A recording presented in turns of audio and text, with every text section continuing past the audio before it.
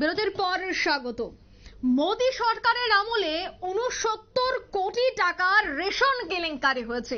হ্যাঁ, ঠিক শুনছেন আপনারা, এই মুহূর্তে কিন্তু সেই অভিযোগেরই পর্দা ফাঁস হলো। চাল গম চুরির তালিকায় শীর্ষে রয়েছে উত্তরপ্রদেশ। সংসদে রেশন দুর্নীতি কাণ্ড নিয়ে এবার কি বিরোধীরা সরব হবেন? প্রশ্ন কিন্তু উঠছে, কারণ মোদী সরকারের আমলে ৬৯ কোটি টাকার রেশন কেলেঙ্কারি এবং সেই জায়গায় উত্তরপ্রদেশ একেবারে শীর্ষ তালিকায়, এমনটাই কিন্তু অভিযোগ রিপোর্টে।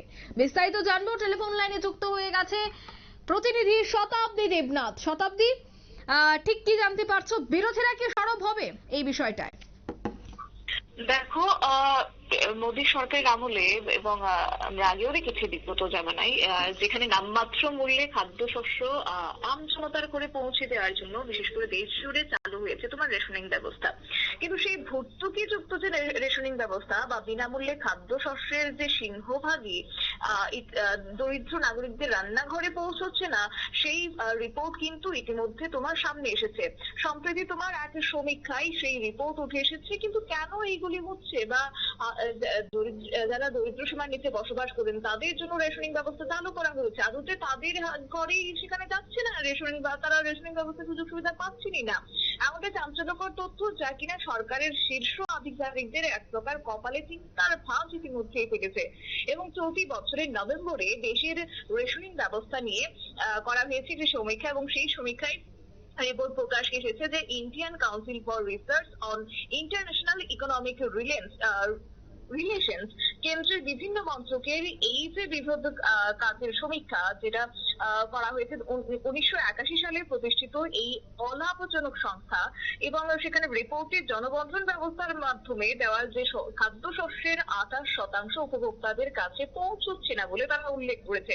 এবং চলতি বছরের নভেম্বরে এই দেশের রেশনিং ব্যবস্থা নিয়ে তোমার সেই রিপোর্ট তারা প্রকাশ করেছেন, এবং কার্যত সেখানে উল্লেখ করা হয়েছে যে গায়েব হয়ে যাওয়া ভর্তুকিযুক্ত ওই খাদ্যশস্য ঘুরপথে খোলা বাজারে বিক্রি হচ্ছে, কালো বাজারে দরে সেটা রীতিমতো বিক্রি করা হচ্ছে, যার ফলে আজকের দিনে দাঁড়িয়েও সেই তোমার রেশনিং ব্যবস্থার সুযোগ সুবিধা দারিদ্র্য সীমার নিচে বসবাস করা প্রত্যেকটা মানুষ সেখানে 28% মানুষ পাচ্ছেন না। এমনকি তোমার যার ফলে দেখা যাচ্ছে যে বছরে আনুমানিক ৬৯,০০০ কোটি টাকা লোকসানের মুখ দেখছে সরকার।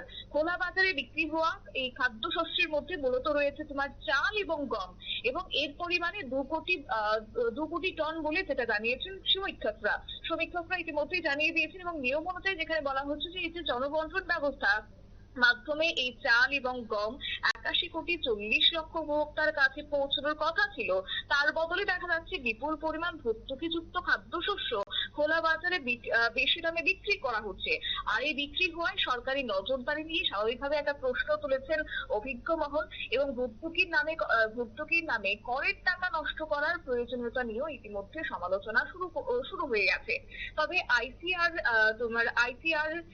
আইএআর এর যে সমীক্ষা উঠে এসেছে, সেই সমীক্ষায় রিপোর্ট নিয়ে বলতে গিয়ে বিস্ফোরক তথ্য দিয়েছেন সংস্থাটির ইনফোসিস চেয়ার প্রফেসর অশোক গুলাটি। তার কথাই হচ্ছে যে সবচেয়ে আশ্চর্যের ব্যাপার হলো এই ভর্তুকিযুক্ত খাদ্যশস্য যে কোথায় হারিয়ে যাচ্ছে তা বোঝা দুষ্কর। সেগুলি সম্ভবত খোলা বাজারে বা তোমার বিদেশে রপ্তানির জন্য এই তোমার চাল গমগুলিকে পাঠিয়ে দেওয়া হচ্ছে।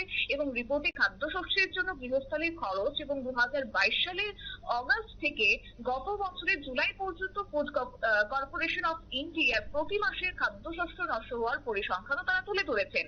এবং এখানেই কাজেও তারা উল্লেখ করেছেন যে গোদাম থেকে জনবন্টন ব্যবস্থা অর্থাৎ রেশন দোকান পর্যন্ত খাদ্যশস্য নিয়ে যাওয়ার সময় নানান কারণে কিছুটা অংশ নষ্ট হয়ে যাচ্ছে। এর জন্য চাল গমের বস্তায় কখনো তোমার ফুটো থাকা বা আনুষঙ্গিক বিভিন্ন সামগ্রীর অভাব এবং খারাপ পরিবহন ব্যবস্থাকে কার্যত দায়ী করছে যে কিছুটা অংশ হয়তো বা নষ্ট হচ্ছে। কিন্তু বাদবাকি জিনিসগুলো কোথায় যাচ্ছে? বাদবাকি এত পরিমাণের চাল গম, সেগুলি তাহলে বিদেশি বাজারে রপ্তানি করা হচ্ছে, নয়তোবা সেগুলিকে কালো বাজারে বিক্রি করে দেওয়া হচ্ছে। তবে সমীক্ষকদের দাবি যে গত কয়েক বছরে এক্ষেত্রে বেশ কিছুটা উন্নতি হয়েছে।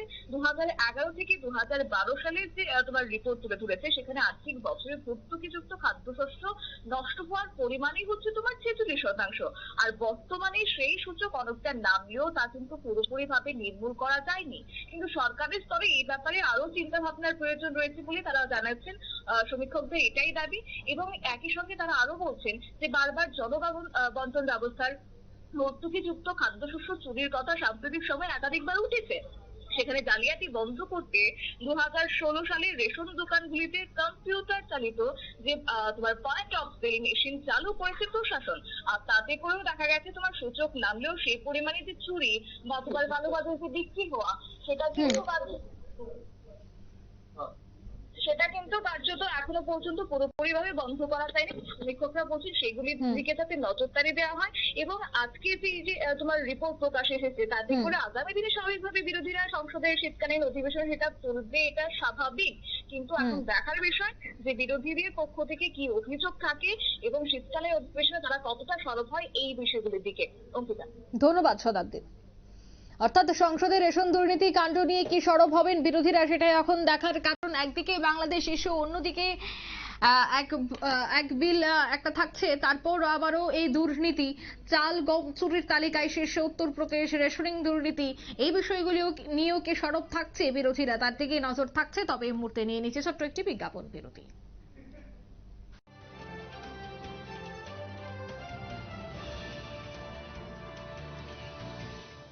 শহর হোক বা রাজ্য, দেশ হোক বা বিদেশ,